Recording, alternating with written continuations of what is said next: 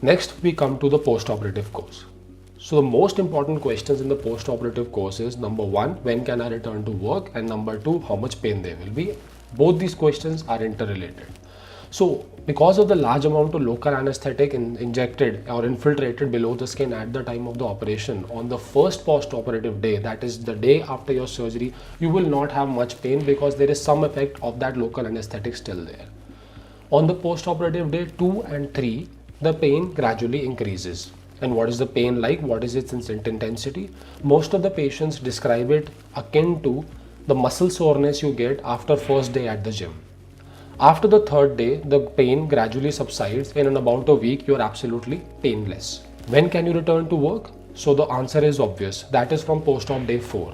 Usually, my patients feel comfortable in resting for 3 days, that is the day after the surgery, and 2 days after that when the pain is at its peak.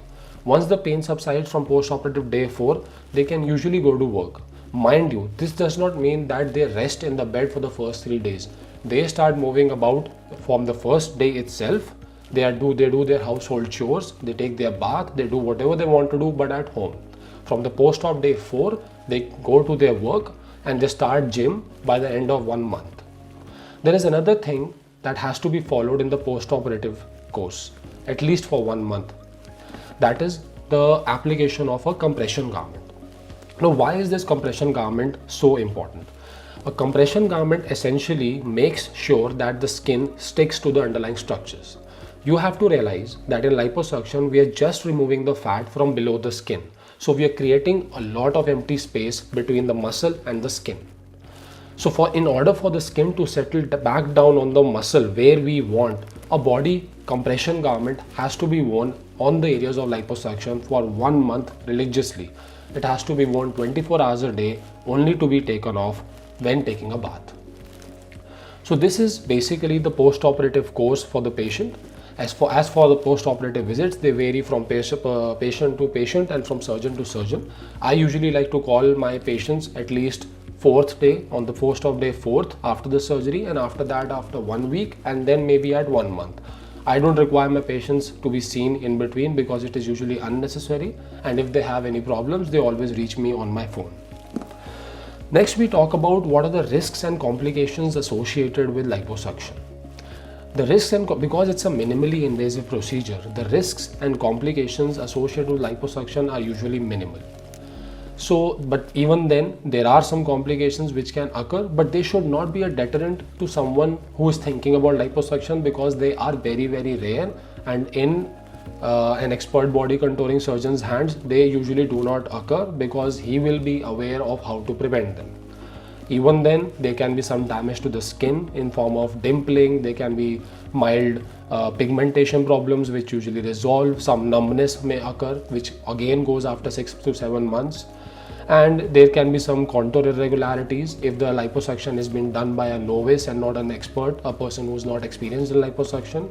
So under correction or over correction can always be there. So these are the things that are usually there with someone who has not been doing liposuction for a long period of time and has done only a few cases.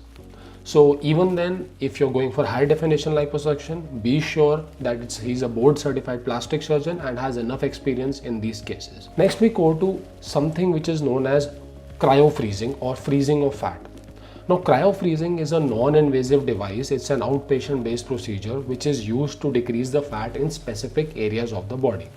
So when I say specific areas of the body, the first disadvantage of cryofreezing just comes out, that it cannot be used to reduce fat in large areas of the body. Second, it is nowhere near as effective as high definition liposuction. In fact, I can go ahead and say that it doesn't even come in the same ballpark. Cryofreezing just reduces some fat in some small area of the body, that is about 20 to 30% of the fat over a period of time, over 7 to 8 sessions.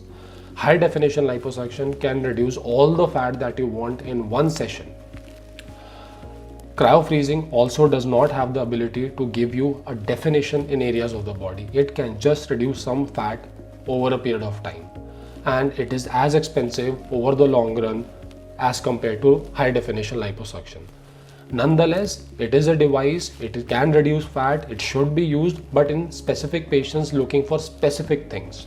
If somebody is promising you that he can give you a highly defined body with cryo, then that is not going to be the case.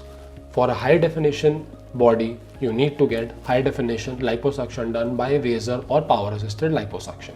So this brings us to the end of this video. If you have any comments, or if you would like me to make some other videos on a topic that is of interest to you, then please comment in the section below. And do not forget to subscribe to my channel. Thank you.